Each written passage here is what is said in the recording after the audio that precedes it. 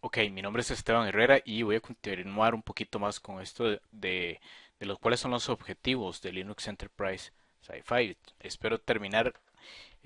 esta introducción para pasar ya propiamente a el desarrollo del proyecto del curso. Otro de los objetivos que me planteé siempre yo a la hora de trabajar con Linux y en realidad desde la primera vez que tuve un acercamiento. Yo tengo que confesar que yo no tuve el privilegio, digamos, de nacer con Linux, sino que eh, mientras estaba cursando mis estudios de secundaria empezó a llegar Internet a mi país y fue, eh, así como yo fui una de las primeras personas que tuve el privilegio de tener contacto con Internet en Costa Rica, siempre busqué cosas nuevas, interesantes en los buscadores y muy pronto llegué a descubrir qué era lo que era Linux. Y siempre tuve esta idea desde hace alrededor de 15 años de contribuir de alguna forma a su desarrollo y a explotar sus potencialidades. Uno de los primeros problemas a los cuales yo me enfrenté en ese momento es cómo aprendo. La mayoría de los textos de Linux están en inglés, aunque ya se han ido traducidos bastantes y ya los puede utilizar hoy en día cualquier persona de un sinfín de lenguas que existen en el mundo. Pero en ese momento yo noté que el aprendizaje, la curva de aprendizaje era bastante densa y que muchas veces, por ejemplo, si nos remitimos a un blog, que es normalmente lo que tenemos más cerca en un buscador, de algo que tal vez es muy nuevo o que tal vez ni siquiera se haya resuelto en un libro o tal vez ni siquiera en el mismo blog, se vuelve muy intrincado, se vuelve dificultoso de que podamos transmitirlo eh, y desarrollarlo en nuestros sistemas. Estoy hablando de configuraciones de software, estoy hablando de redes, de comunicación entre los sistemas, de compatibilidad con hardware, de un sinfín de... Y muchas veces esos temas nos hacen dudar de si en realidad estamos haciendo o no estamos haciendo bien las cosas. Ok, al mismo tiempo, a la hora de que decidí que iba a dejar botada la carrera que estuve avisorando durante mis primeros pensamientos sobre qué iba a estudiar en la universidad. Yo vengo de una escuela meramente italiana y artística, donde desde pequeño aprendí a desenvolverme en un escenario, a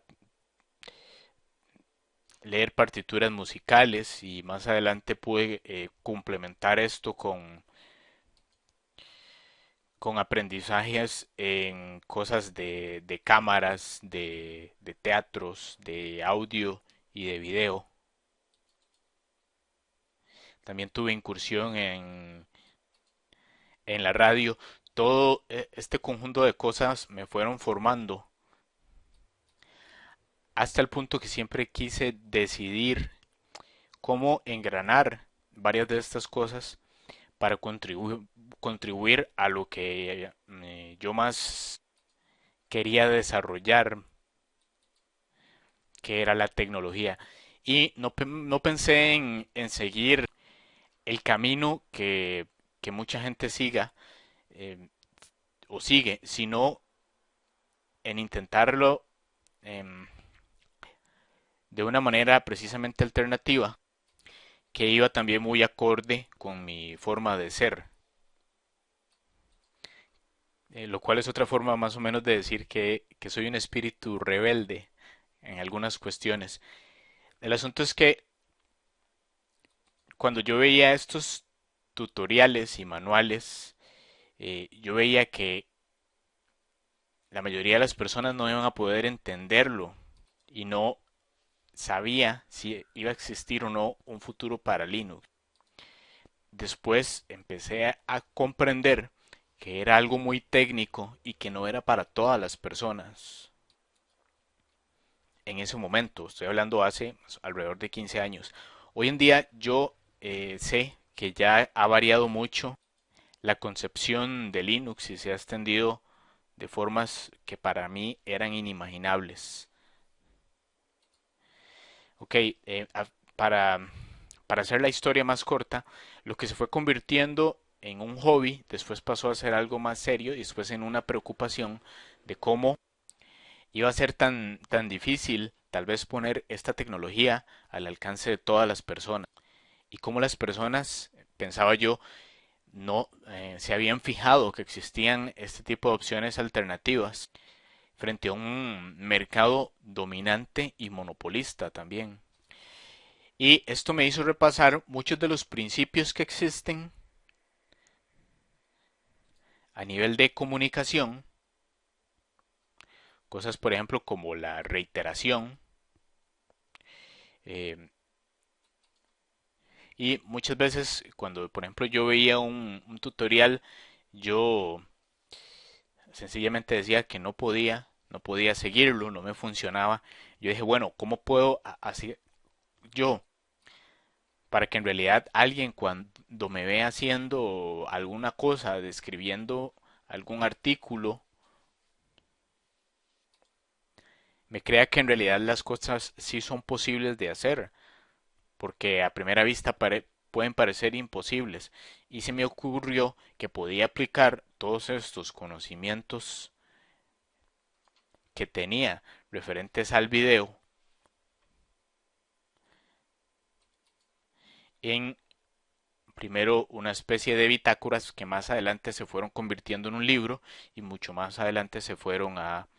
convertir en un curso completo orientado a un público sumamente variado. Entonces, lo que quiero decir con esto es que qué mejor forma de explicar algo tal vez difícil de explicar o difícil de entender, ya que se están manejando infinidad de variables y todos estamos acostumbrados a aprender de maneras distintas que viéndolo en video. Ese es entonces, repito, uno de los objetivos míos que me he planteado, que es explicar lo difícil de explicar en video, de forma tal que no perdamos los detalles de lo que estamos haciendo y le demos continuidad como una especie de historia. Al igual que esa continuidad es importante, por ejemplo, en cualquier película, no podemos empezar viendo la mitad de la película y después empezar a ver el inicio de la película y terminar viendo por último el final. O peor aún, podemos empezar viendo el final de la película porque ya ni siquiera va a llamarnos la atención y ver de primero o después los primeros 15 minutos de la cinta. ¿Ok? Así que con el video tenemos al mismo tiempo una máquina del tiempo que podemos adelantar y retrasar para ir viendo las cosas que tal vez no entendimos o que tal vez la persona que estaba enfrente de la cámara en ese momento o grabando su escritorio no pudo explicarlas muy bien o de una forma que tal vez cierta audiencia no entendiera en el momento y de esta forma poder repasar esos conceptos. Creo que de esta forma inclusive supera el aprendizaje presencial porque siempre queda todo ahí registrado para el momento en el que la persona que está siguiendo los cursos pueda devolverse y tener acceso a todo el material. Ok, otro de los objetivos que me planteé precisamente a la hora de empezar a aprender con internet era yo quise en algún momento ser traductor de muchas de las soluciones que estaban en Linux y de esa forma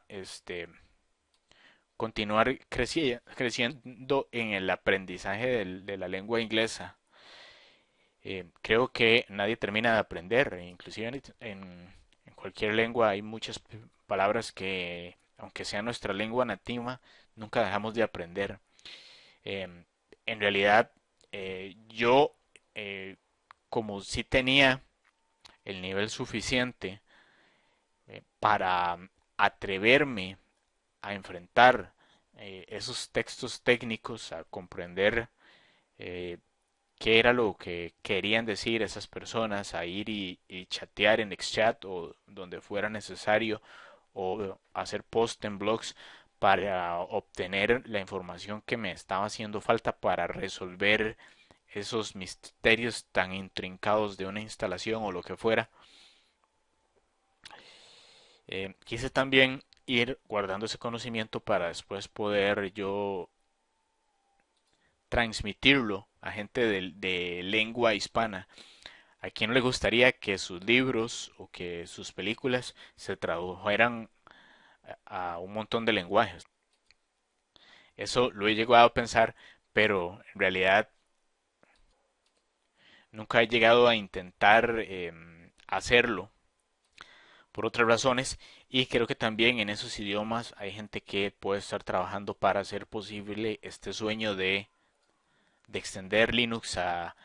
más países para que todo este conocimiento esté al alcance de todas las personas, de todos los seres humanos.